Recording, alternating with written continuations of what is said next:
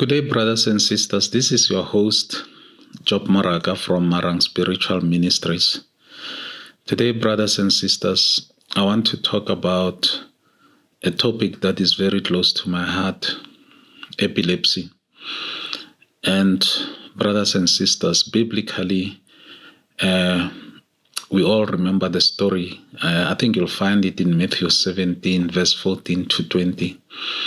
There's a story there about a father whose son was epileptic. And the father brought the son to the disciples of Jesus Christ, and they couldn't heal the boy. And ultimately, he took the boy to Jesus Christ himself, who healed the boy by just commanding the spirit, the demonic spirit that was possessing the boy, to exit. And that is exactly what happened. So, brothers and sisters, today I woke up with a heavy heart. The Spirit of the Lord put into my heart this whole thing about epilepsy. And when I woke up, I Googled the stats just to have an idea of what is it that we're talking about. And I discovered, to the horror of my horrors, that 50 million people around the world are epileptic. And I discovered that in my country, South Africa, around 500,000, 500,000 people are living with epilepsy. Brothers and sisters, I know the pain that any parent goes through if your child or your brother or your sister is epileptic. I know the pain, because you constantly worried what would happen to my child, to my brother, and so on, because they may fall at any time. You don't know where they would fall, the injuries that they will sustain. So it is a serious burden, brothers and sisters. So this morning, I decided to do something after I received a call from one of my old clients. We were talking about something unrelated. And then he mentioned that his daughter was epileptic. And then he mentioned that his daughter had fell and she injured herself. My heart was broken now for the second time, because I woke up with this heavy heart about epilepsy. So, brothers and sisters, I decided to do something about it.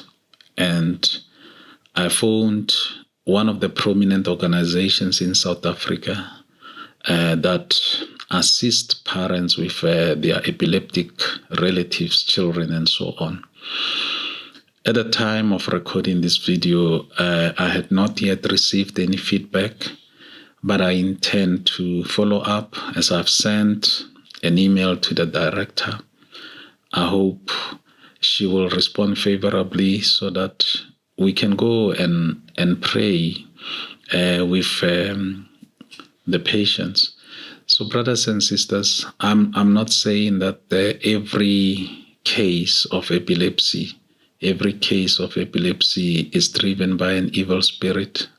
I'm not saying that. My knowledge of epilepsy beyond what I know is very limited. I am not a medical personnel. I'm sure there are certain cases of epilepsy where injuries may have contributed, or there could have been brain damage and all of that.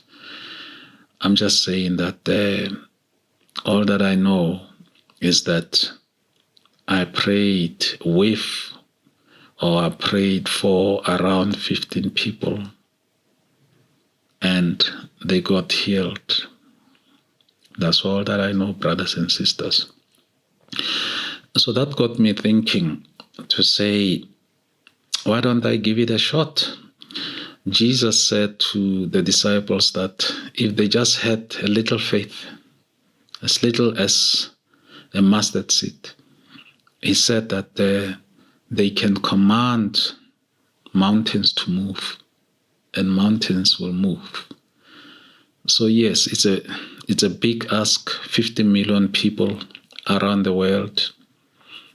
But there is 500 people in my country, and the organization that I have contacted, I'm told that they also have got a sizable number almost 240 patients of epilepsy.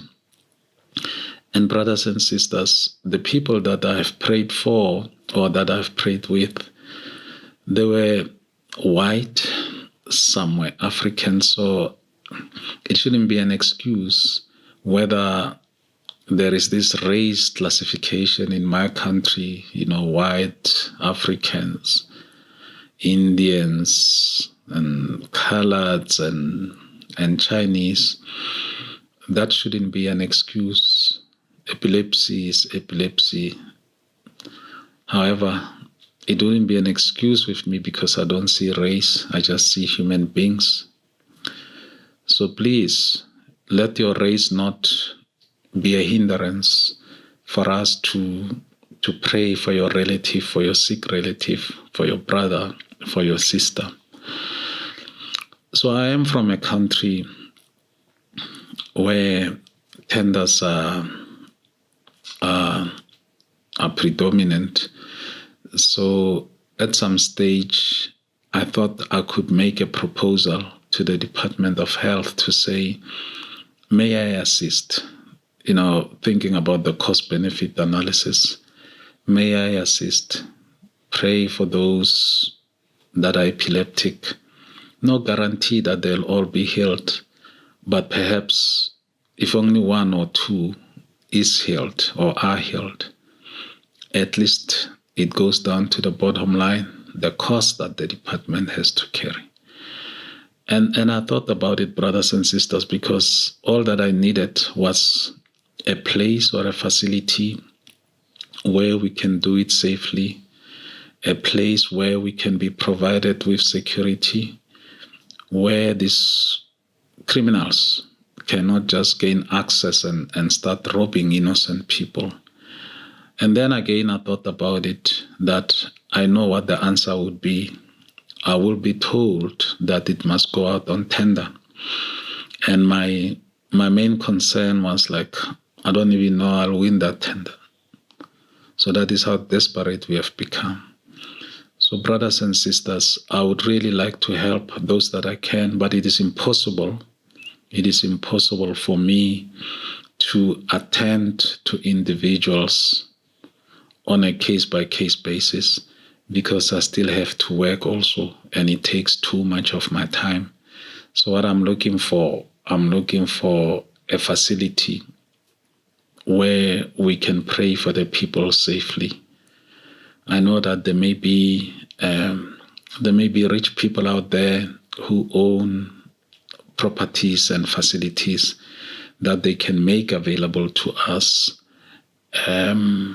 I don't know, according to cities or according to provinces, where we can pray for the people. And as I said, I do understand that some of them may not be healed because of the severity of the disease or the illness.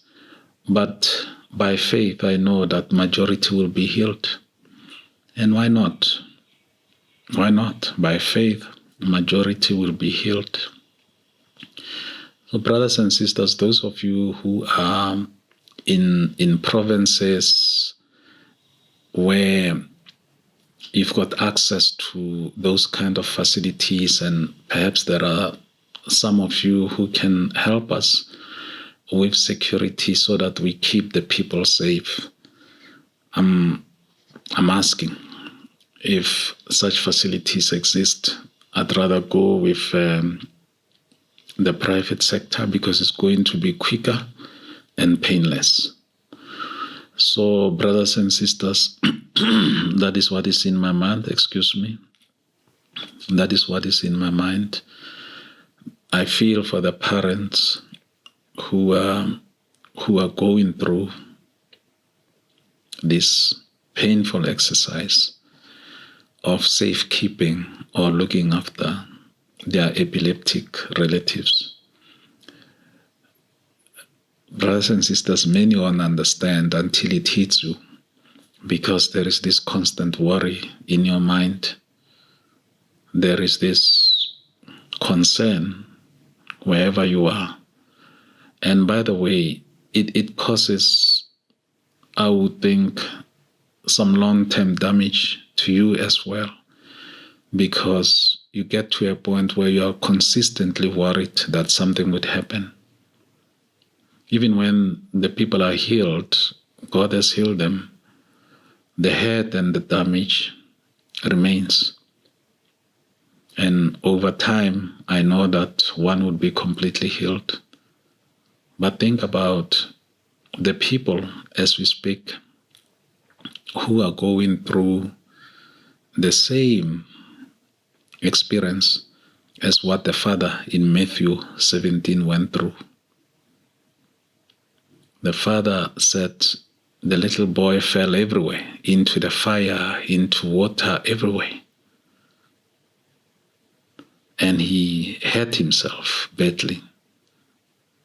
So brothers and sisters, there's 50 million of them out there who are going through that. How many people have to take care of them and make sure that they are okay? How many? So brothers and sisters, that is what is in my heart this morning. And I hope that this message will reach some good Samaritans who would feel the pain that I'm feeling. Perhaps these Samaritans are going through this pain themselves. They've got children or they've got relatives who are going through this painful disease, this painful disability. I'm saying that I'm giving you hope where there is no hope. It is only through faith that we can get through it. If no one has got faith, no one has hope. We won't go anywhere. We won't even bother to try and see whether we can succeed. This is your host, Job Moraga, and in closing, I'm asking that if there are parents out there, regardless of which race you are all welcome. If there are parents out there whose children are epileptic and they are constantly worried about their children, please send us a message at the email address that will be displayed on this video, at the bottom of this video. Send us a message, and the caption or the heading of that message should be epilepsy. And also give us the province, if you are in South Africa, where you are, so that we can determine the number of people in that particular area, and we can make a plan to avail ourselves to that particular location or that particular city or town. As I said, brothers and sisters, it is a bit taxing to do it on case-by-case basis, because I also have got other responsibilities. I also work. I am not in a full-time ministry. So thank you, brothers and sisters, for your patience, for watching this video. Job Moraga from Maran Spiritual Ministries. Amen.